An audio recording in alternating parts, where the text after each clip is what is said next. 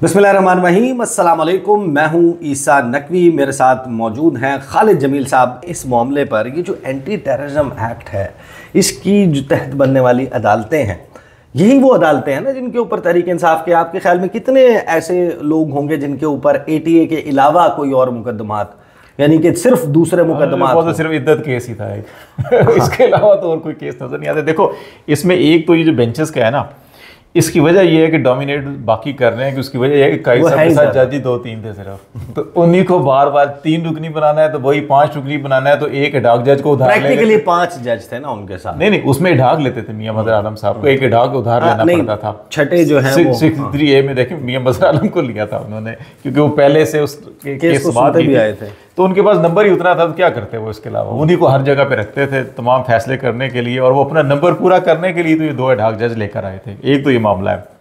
दूसरा मामला यह है कि इंसदाद दहशतगर्दी अदालतों की आप बात कर रहे हैं, इसमें PTI की लीडरशिप जितनी भी है उसके खिलाफ आप बिल्कुल ठीक कह रहे हैं कि मेरा ख्याल है कि शायद 99% या 100% केसेस ही दहशतगर्दी के। अभी आप ये देखें, जितने MNAs हैं, जितने MPAs हैं, MPA हैं, वर्कर, जितने लोग पकड़े गए हैं, इंतजामी ढांचे सबके खिलाफ इंसदाद।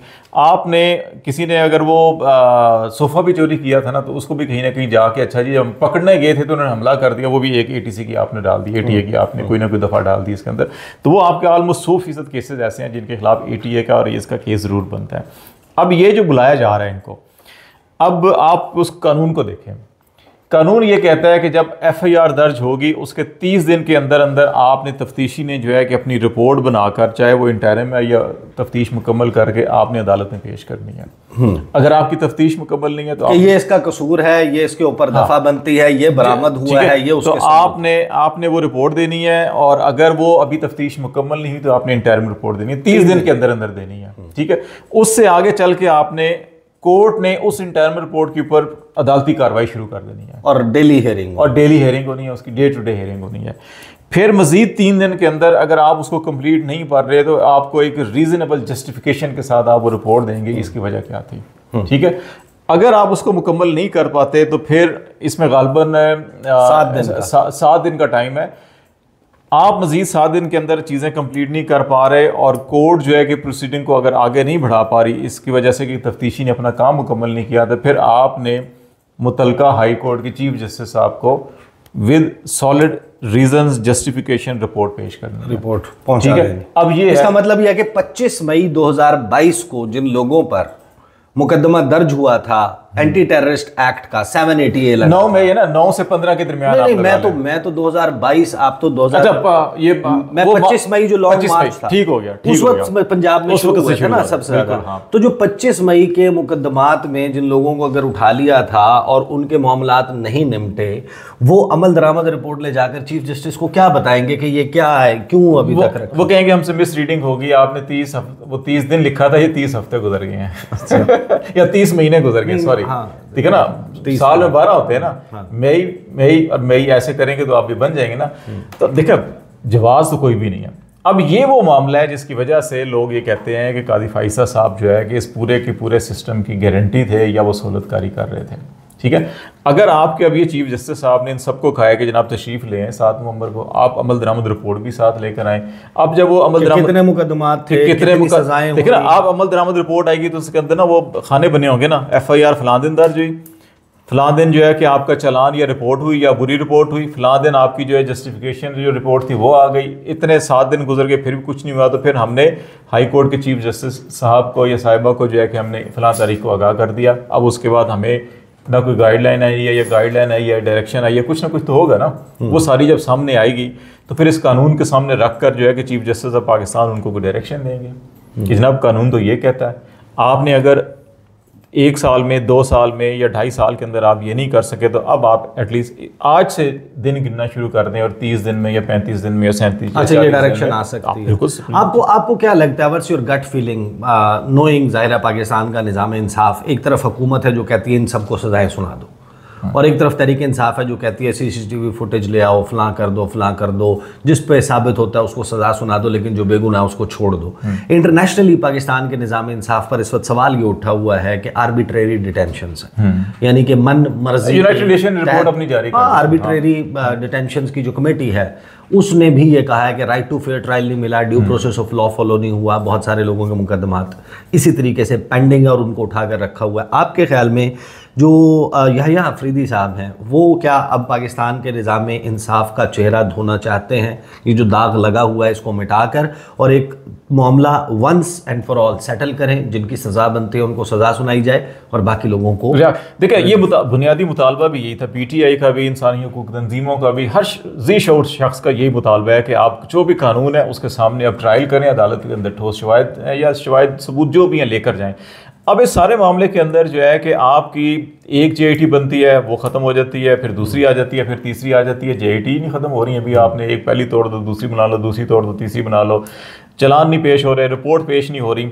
अब जब ये सारी चीज़ें आएंगी तो क्योंकि देखो इस वक्त आपके पूरे पाकिस्तान के जो जस्टिस सिस्टम के ऊपर सवालिया निशान है, उसके अंदर सबसे ज़्यादा ये मुकदमात हैं। क्रिटिकली आपकी जितनी हॉस्टाइल सिचुएशन है इस वक्त सियासत में, उसमें भी बुनियादी वजह तो यही है ना, 9 मई हो या 25 मई हो या उससे पहले मार्च के केसेस हों, ये सारे के सारे केसेस हैं। अब गवर्नमेंट का अभी जैसे आप कह रहे हैं कि हुकूमत ये कहती है जी कि अदालतें फैसले नहीं कर रही, अदालतें सजाएं नहीं दे रही। अब अदालतों ने फैसले और सजाएं जो करनी है वो सबूत और शवाहिद की बुनियाद पे करने हैं। अब वो जो कहेंगे जनाब ये आपके पास दिन है, आप लेकर आए, अगर नहीं है तो फिर बरी है, अगर है तो ठीक है सजा दे दें, बात खत्म कर दें इसको, ताकि जब ये चीज़ें ख़त्म होंगी तो मामला आगे बढ़ेंगे ना। जब तक आपने एक साल से 2 साल से ख़वातीन को कभी एक मुकदमे में, कभी एक थाने में, कभी एक जेल में, कभी दूसरे थाने में, कभी एक ज़िले में, कभी दूसरे ज़िले में, आप अगर उनको शटल कॉक बनाया हुआ है बदकिस्मती के साथ केसेस के हवाले से भी। अब आप देख लें कितने पॉलिटिशियंस हैं, साबिक गवर्नर से लेके और साबिक मिनिस्टर से लेके पार्लियामेंटेरियंस जो है कि वो जेलों में पड़े हुए हैं। उनकी हालत देखें, तिब्बी हालत देखें, उनकी मेडिकल उनके चेकअप नहीं होते उनके बावजूद अदालती अहकामात के। तो ये चीज़ें अगर कोई सेटल डाउन होंगी तो आपकी पॉलिटिकल सिचुएशन भी थोड़ी नॉर्मल होगी। दूसरा, आपके इंटरनेशनली देखें, आपकी ना मैशत आगे बढ़ रही है, ना सियासत बढ़ रही है, ना माशरत बढ़ रही है, ना आपकी समाजी सिचुएशन आगे बढ़ रही है। उसकी वजह यह है कि आप स्टक हुए हुए हैं, आप एक दूसरे के ऊपर उंगलियां उठा रहे हैं, आप एक दूसरे के ऊपर जो है कि लान तान हो रही है। और जब तक आप इन चीज़ों को एड्रेस नहीं करेंगे, अगर इन सारों के अंदर शवाहिद नहीं होंगे, सारे लोग बरी हो जाएंगे, बात खत्म हो जाएगी। वो भी कह देंगे अच्छा ठीक है हमें इंसाफ मिल गया। जहाँ जहाँ जिसके खिलाफ सबूत हैं, शवाहिद हैं, उनको सजाएं हो जाएंगी। ओके जी, आप हुकूमत की भी जो मुतालबा है कि अदालतें सजाएं नहीं दे रही या जल्दी निपटाएं, वो निपट जाएगा।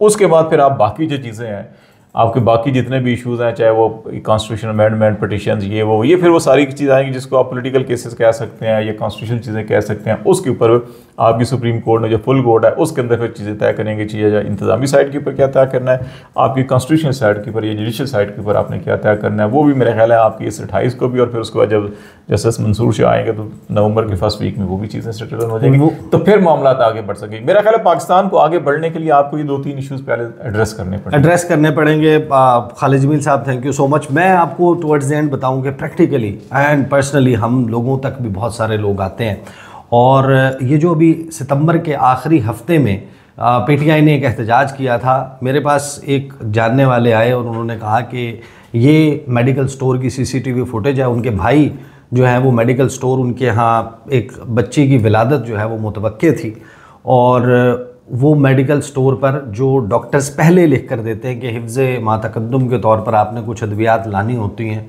वो लेने के लिए गए थे, जिसमें बच्ची के पैम्पर्स भी शामिल थे, जच्चा और बच्चा की अद्वियात भी शामिल थी। उनके पास मेडिकल स्टोर की CCTV फुटेज भी है, दवाइयाँ ख़रीदने की रसीदें भी मौजूद हैं, और उनको बाहर जब वो निकले तो नंबर पूरा करने के लिए उस लड़के को उठा लिया गया।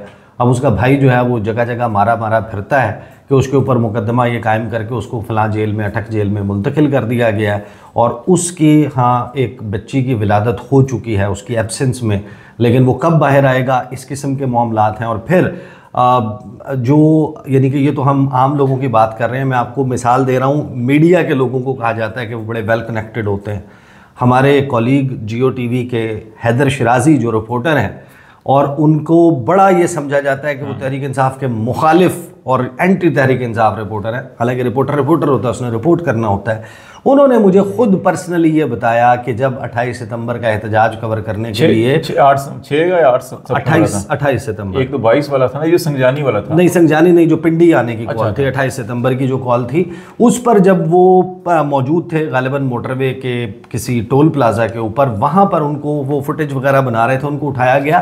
तो पुलिस का रवैया क्या था? पुलिस ने उनको कहा, और मैं उनको कोट करके आपको बता रहा हूँ, उन्होंने कहा कि पुलिस ने मुझे उठाया और उठाने के बाद कहा, तो जब मैंने को बात करने की कोशिश की, उन्होंने धमकी लगाई तुम्हें 9 मई में अंदर कर देंगे। 9 मई 2023, यहाँ पर हम बात कर रहे हैं 2024 के सितंबर में पुलिस जो है वो धमकी ये लगाती है कि तुझे 9 मई के केस में अंदर कर देंगे। यानी अगर ये मजाक उड़ाना है पाकिस्तान के निज़ाम इंसाफ का, कानून का, और पुलिस ने इसको अब अपनी पुलिस गर्दी का एक टूल बनाना है, दिस मस्ट एंड। और पाकिस्तान के निज़ाम इंसाफ के हेल्म ऑफ अफेयर्स पे बैठे हुए जस्टिस याह्या अफरीदी को इस मामले को देखने की ज़रूरत है। अब तक के लिए इतना ही, इजाज़त दीजिए, अल्लाह हाफ़िज़।